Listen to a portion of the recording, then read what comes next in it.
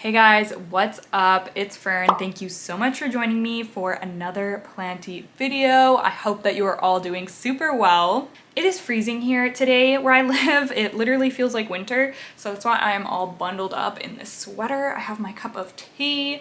My heater is kind of noisy, so I don't typically run it when I'm filming, so we're bundling up and drinking tea instead. And I have my Libra mug.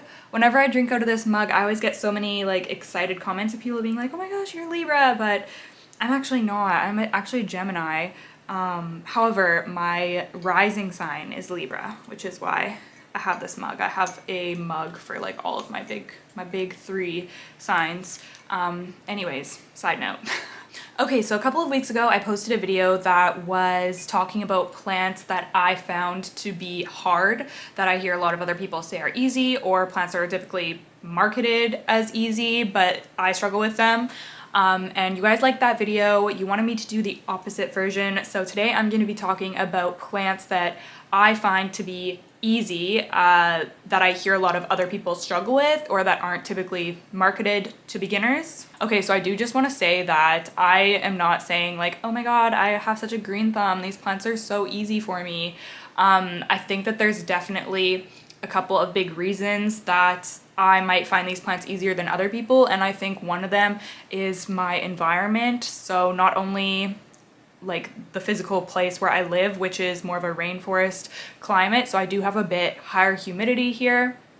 Also, our water quality is really good, so I don't have problems with watering my plants with tap water. I don't have to worry about that. Like pretty much all my plants are happy with my tap water, which is really lucky. But yeah, and then the second thing is it's just a lot of the times it's just a matter of getting to know what that plant needs, putting in some research, and yeah, just kind of figuring it out. I honestly believe that everybody can take care of plants and be good at it. You just have to learn about it, right?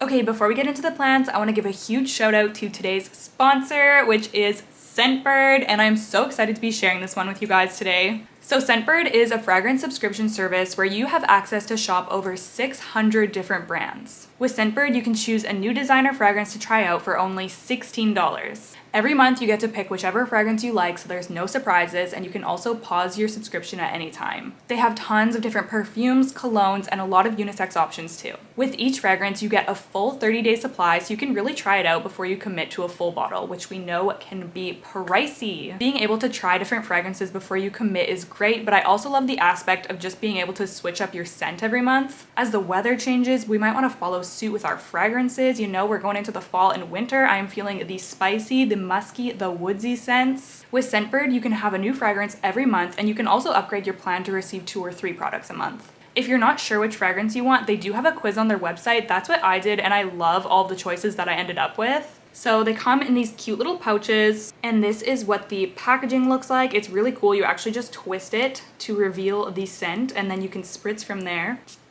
Yes.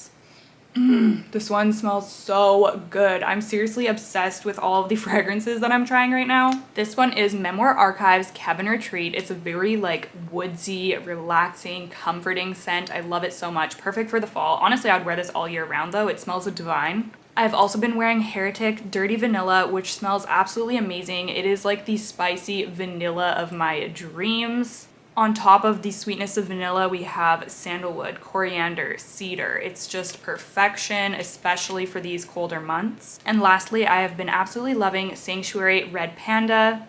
This is a little bit of a softer, lighter scent, but we still do have those woodsy and deeper notes. Scentbird carries tons of top designer brands such as Gucci, Prada, Versace, but they also carry a lot of indie labels as well. The product is also 100% authentic since they work directly with the brands. With Scentbird, you get a really generous amount of high-end fragrance for only $16 a month. If you would like to try out Scentbird, make sure you use my coupon code WILDFERN for 30% off, so your first month will only be $11. Such a good deal. And even better, Scentbird now ships to Canada, so my Canadian friends, you can get in on this as well. Thank you so much to Scentbird for partnering with me on this video, and thank you so much to you guys for watching and for checking out the sponsors that I mentioned. It really helps me out.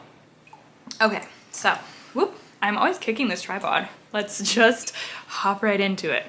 Okay, so the first plant that I'm going to talk about, I wish that I still had my like big one to show you guys, but I sound like a broken record. I've said this a million times. I chopped this plant all up and now I just have a bunch of babies, but the first one is Philodendron melanochrysum. Now I know a lot of people are probably just like, oh my God, like, what are you talking about? This plant, you guys, this is probably like the #1 plant that I hear people complain about and people say that they're having such a hard time with. It won't grow, the leaves won't unfurl, it's attracting pests. People love to hate on Philodendron melanochrysum. I love her so much. This is one of my like all-time favorite plants. But yeah, I've honestly had such an easy time growing this plant. I used to have one on a pole and then, like I said, I chopped it all up. So maybe I'll insert some footage. If I can find footage or photos of my plant before I chopped it all up, then I will insert that, and maybe also some footage of my other propagations of this, because I have so many baby Milanos right now, you guys. Propagates like a dream also, by the way. But yeah, this plant, I've just always had good luck with it. Like right from the get-go, it was a good grower. It was so rewarding to watch. It's such a fast grower, like constantly. I have a whole video about it actually, if you're curious about how I care for it. But yeah, I definitely think that this one is a matter of having a higher humidity. Its leaves will get stuck if you don't have high enough humidity, but I never kept this thing in like greenhouse or cabinet conditions. I always have just had it in a room with at least 50% humidity, but I've always been able to grow it just like in a room, you know what I mean? In a room with a humidifier, or right now, this one isn't even in a room with a humidifier. This one actually lives on my kitchen window. So it does get regular household conditions, but maybe like a little bit higher of humidity than some other rooms might get. This one actually is giving me some new growth right there, which is really exciting. I cannot wait to pot all of these propagations up.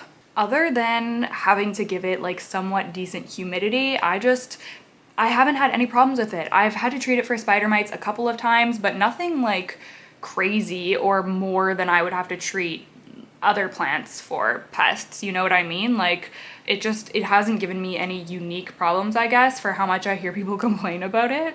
Yeah, I just love this one. It's always going to be one of my favorites, and I cannot wait to get these babies all potted up and start growing this up a pole or a plank again. Look at its little roots in there. Oh, so cute. Okay, so next up, I have a couple of little ones to represent the plant that I'm going to be talking about in general. So the next one I'm going to be talking about is Hoya Bella, and you guys, okay.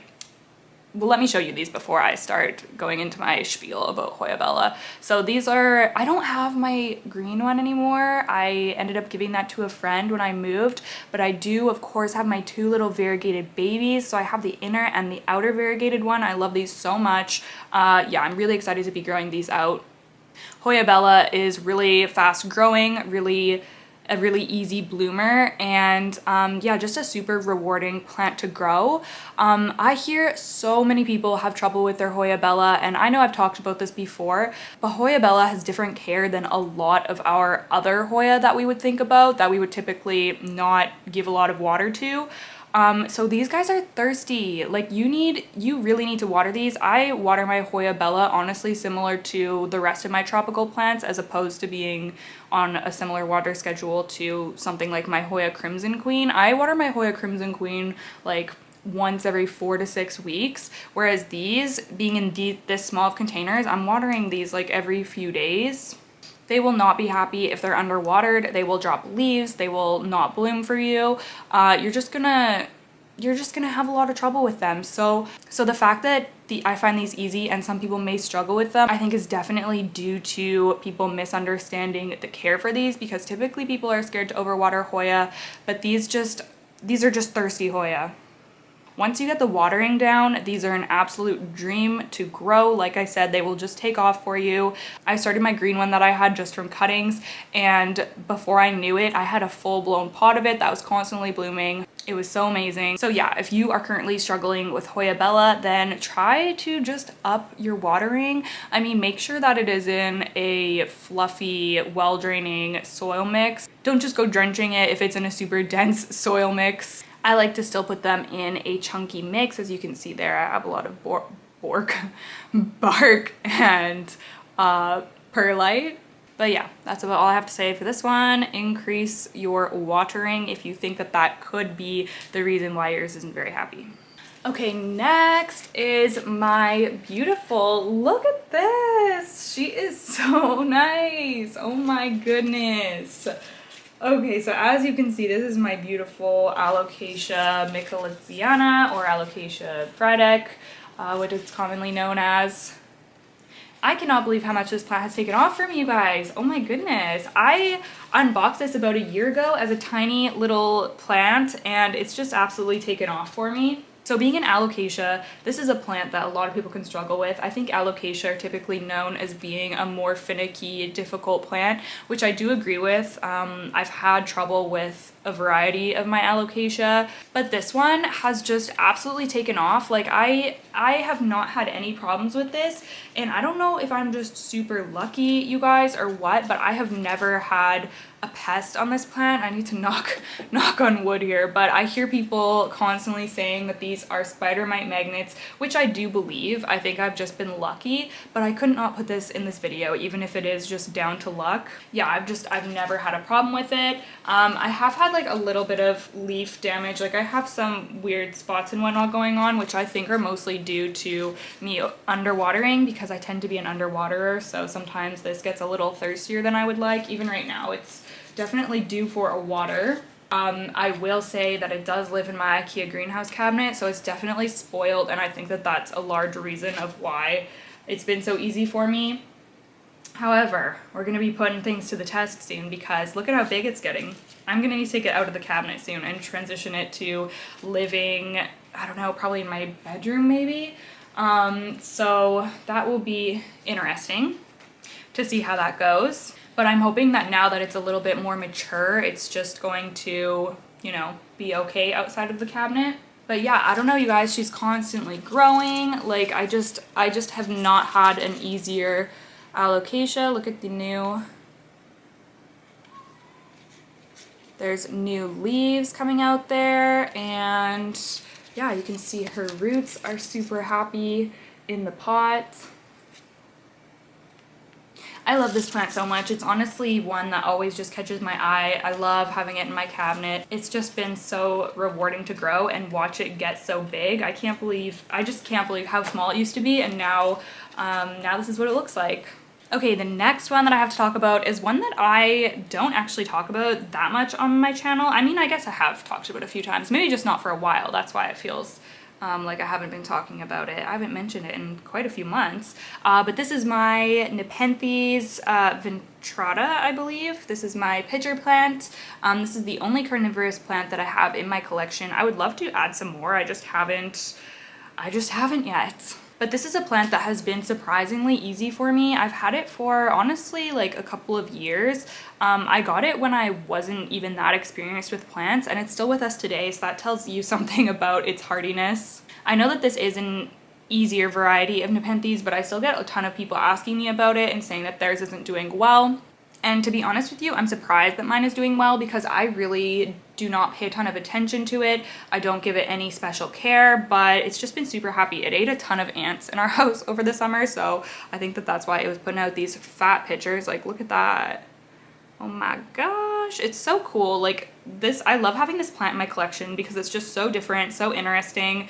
Yeah, I'm just so fascinated by it. Like, look, like if you just look at the texture, like, what the heck? It's so cool. Now there are some specific rules to follow when you are growing a pitcher plant, like not fertilizing, not having like any nutrients in the potting mix. So a lot of people grow these in sphagnum moss. That's what I used to grow it in, and then I switched to a carnivorous plant soil. And I absolutely don't fertilize in the pot. I do have a carnivorous fertilizer that I do use in the pitchers occasionally, but yeah, you can't fertilize the roots or else it's not going to put out any pitchers for you.